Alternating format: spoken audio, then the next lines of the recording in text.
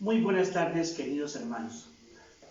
En estos días estoy en otro lugar y desde acá quiero seguir también acompañándolos a ustedes con este espacio de crecimiento espiritual que llamamos nosotros maná para el desierto. Se trata de un alimento para el camino, un momento que estamos viviendo de prueba, de pandemia, de crisis, de dificultad, después de una suma de situaciones que a veces pueden llevarnos al aburrimiento, al estrés, al cansancio, a la desesperación. Y se trata de que nosotros ofrezcamos pues una palabra que consuele, que conforte, que fortalezca y sobre todo que nos ayude a conocer mucho más a Dios y a Jesús. Bien, vamos a comenzar entonces con la oración para pedirle a Jesús que entre en nuestra casa. Jesús, te invitamos a nuestra casa. Golpea fuerte nuestra puerta para que te oigamos y pronto salgamos a abrirte para que entres. Necesitamos de ti, de tu fuerza sanadora para curarnos, de tu mirada compasiva y misericordiosa para animarnos, de tu mano extendida para levantarnos, de tu palabra consoladora para recuperar la alegría de vivir. No pases de largo por nuestra vida y nuestra casa. Queremos tenerte como el huésped más esperado y acogido, porque sabemos que tu visita nos trae la paz y la esperanza que necesitamos en nuestro hogar. Si tú no nos devuelves las ganas de vivir, ¿quién podrá hacerlo? Solo tú tienes palabras de vida eterna, las palabras que necesitamos para reorientar nuestra vida y para fortalecernos en los momentos difíciles. Jesús, entra en nuestra casa. Queremos sentarnos a la mesa, en familia, contigo. Amén. Bien, hoy entramos al último momento de nuestra reflexión que estamos haciendo sobre el capítulo 15, versículos del 1 al 7 del Evangelio de Lucas. Les dije que el Evangelio de Lucas, en este capítulo 15, es llamado como el corazón del Evangelio, porque allí se nos muestra el rostro más propio de Dios, clemente, compasivo y misericordioso. Dios es compasivo, clemente y misericordioso. Están puestas allí para revelar Jesús, el rostro de Dios, y sobre todo reflejarlo Él, porque así es Él, así es Jesús. Por eso es tan necesario conocer a Jesús para conocer a Dios. No podemos tener una mejor manera de conocer a Dios y el rostro de Dios que conociendo el rostro de Jesús. Esa es nuestra convicción, precisamente derivada de aquello que decía Jesús a Felipe. Felipe, quien me ha visto a mí, ha visto al Padre. Bien, entramos entonces, vamos a hacer entonces la lectura y luego hacemos el comentario de este tercer momento. Evangelio de Lucas, capítulo 15, versículos del 1 al 7. Todos los recaudadores de impuestos y los pecadores se acercaban a Jesús para oírle, y los fariseos y los maestros de la ley murmuraban diciendo: Este acoge a los pecadores y come con ellos. Entonces él le refirió esta parábola diciendo: ¿Qué hombre de ustedes, si tiene 100 ovejas y una de ellas se pierde, no deja las 99 en el campo y va tras la que está perdida hasta que la haya? Al encontrarla, la pone sobre sus hombros gozoso. Cuando llega a su casa, reúne a sus amigos y a los vecinos diciéndoles: Alégrense conmigo, porque he hallado mi oveja que se me había perdido. Les digo que de la misma manera habrá más gozo en el cielo por un pecador que se arrepiente que por 99 justos que no necesitan conversión. Palabra del Señor. Hagamos ahora un momento de oración invocando o pidiendo al Padre el don del Espíritu Santo. Padre del cielo, te pedimos que nos regales ese don maravilloso del Espíritu Santo, que Él abra nuestra inteligencia para que comprendamos mejor este texto que estamos leyendo, para que abra Él también nuestro corazón, de tal manera que acojamos y amemos la palabra escuchada, y también para que Él abra nuestra voluntad, para que decidamos también nosotros hacer o poner en práctica lo que la palabra nos sugiere. Te lo pedimos por Jesucristo nuestro Señor. Amén. Hacemos una segunda lectura del texto. Ahora, todos los recaudadores de impuestos y los pecadores se acercaban a Jesús para oírle, y los fariseos y los maestros de la ley murmuraban diciendo: Este acoge a los pecadores y ofrece hospitalidad a ellos. Entonces Jesús les dijo esta parábola: ¿Qué hombre de ustedes, si tiene 100 ovejas y una de ellas se pierde, no deja las 99 en el campo y va tras la que está perdida? Y cuando la encuentra, la pone sobre sus hombros gozoso. Cuando llega a su casa, reúne a los amigos y a los vecinos diciéndoles: Alégrense conmigo, porque he hallado mi oveja que se había perdido. Les digo que de la misma manera habrá más gozo en el cielo por un pecador que se convierte que por 99 justos que no necesitan conversión. Bien. Ahora, entonces, vamos a preguntarnos sobre las implicaciones de esa parábola que narra Jesús, pero sobre todo recoger el rostro de Dios que allí se revela y que sobre el que hemos vuelto permanentemente. Que haya en nosotros, una convicción profunda. Dios es ante todo un Dios que es compasivo, clemente y misericordioso. Compasivo. La palabra compasión lo he explicado en otras ocasiones, pero lo repetimos.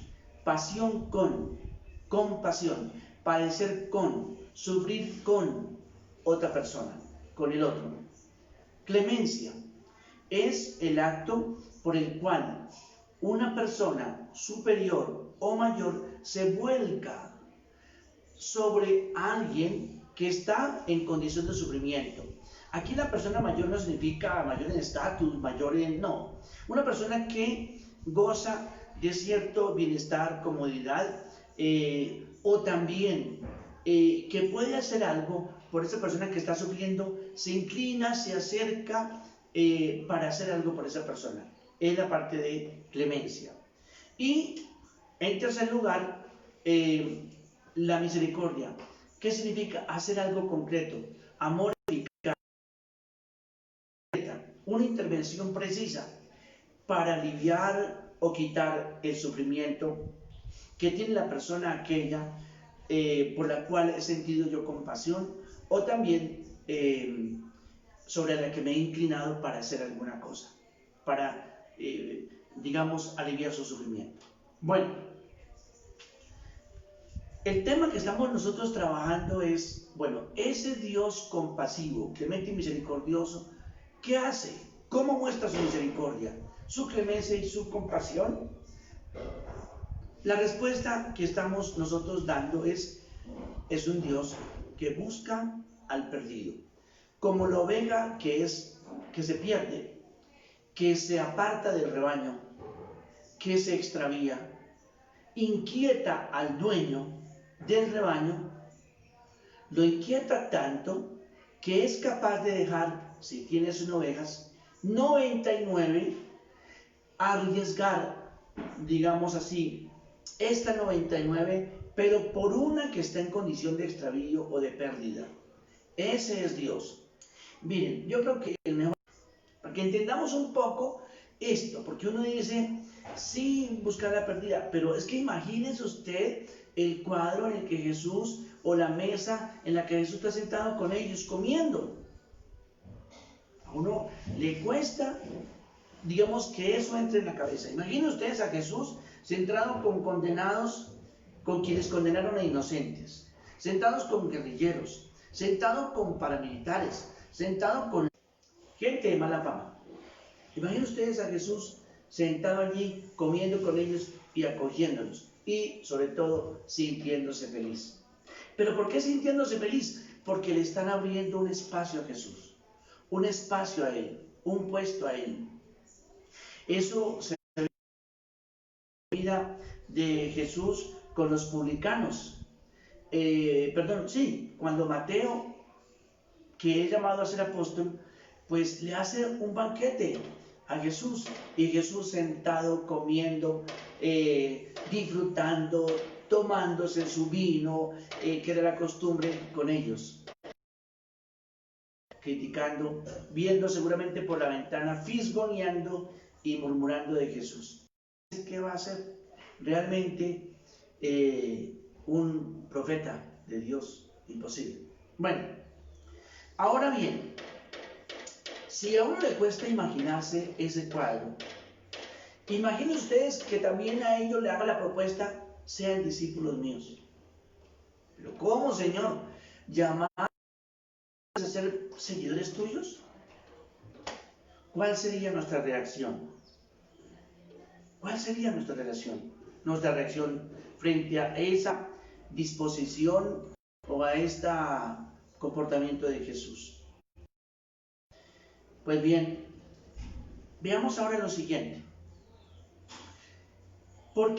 ¿Quiénes criticaban a Jesús? Los que se creían buenos, los que se creían justos, los que se creían santos, los que se creían que sabían toda la ley. En otras palabras, los más piadosos y los más sabios en estudio de la ley eran los que más criticaban a Jesús. Pero entre otras cosas, digamos, porque ellos se veían a sí mismos así, y casi que reconociendo que Dios estaba obligado a salvarlos a ellos en razón de sus obras y sus méritos. Es un peligro que uno se crea demasiado bueno o que uno se crea bueno. Cuando uno se cree bueno, cuando uno se cree santo, cuando uno se cree mejor que los demás, pues el problema es que uno renuncia a convertirse, renuncia a cambiar, o cree que yo no tengo nada, que los que tienen que cambiar son los demás. Los que tienen que convertirse son los otros. Esos sí son malos. Esos sí hacen daño. Entonces, por eso a veces ni siquiera somos equilibrados en nuestros juicios, como consecuencia de vernos buenos o mejores que los demás. Y resulta que Jesús nos advierte que Dios nos conoce por dentro y que debemos mirar primero la viga que tenemos en nuestro ojo para arrancarle también luego o sacarle la mota que tiene el hermano. Jesús nos advierte del peligro, porque es soberbio, también orgulloso, no necesitado, pero sobre todo casi que se priva de la salvación. ¿Por qué? Porque me reconozco a mí mismo como mejor y por eso no necesitado de cambio, ni de conversión, ni de ningún llamado. Los otros, los malos, esos allá, son los que necesitan. Entonces, por esto, este texto nos ayuda a entender también precisamente el rostro de Dios. Un apasionado por sus hijos que están moralmente equivocados, por sus hijos también excluidos, por sus hijos también que han caído en situaciones de pérdida de su dignidad o que están también afectados en su humanidad como consecuencia de su comportamiento o su manera de pensar incluso, pues ellos son apasionadamente amados por Dios. Y por eso Dios se interesa por ellos, los busca, Dios busca a la oveja perdida. Fíjense ustedes que aquí en la parábola no se dice que la oveja se fue a buscar al pastor que le estaba buscando. No, fue el pastor, y así es Dios, sale al encuentro de nosotros. Ahora, por eso es tan importante que también nos preguntemos lo siguiente. Nosotros, por ejemplo, ¿qué actitud, qué comportamiento adoptamos frente a este tipo de hermanos, a este grupo de personas, como los que yo numeré? ¿Cuál es nuestra actitud? ¿Cuál es nuestra disposición? ¿Cuáles son nuestros gestos o comportamientos frente a ellos? También los señalamos, los excluimos, los estigmatizamos, los rechazamos porque somos mejores que ellos. O por el contrario, si nosotros reflejamos el comportamiento mismo de Jesús, salimos en su búsqueda. Salimos en su búsqueda. En otras palabras, aquella madre para quien su hijo no es el delincuente, no es a pesar de que se haya equivocado. Es decir, la mamá muy seguramente no niega, mi hijo cometió un delito, pero es mi hijo.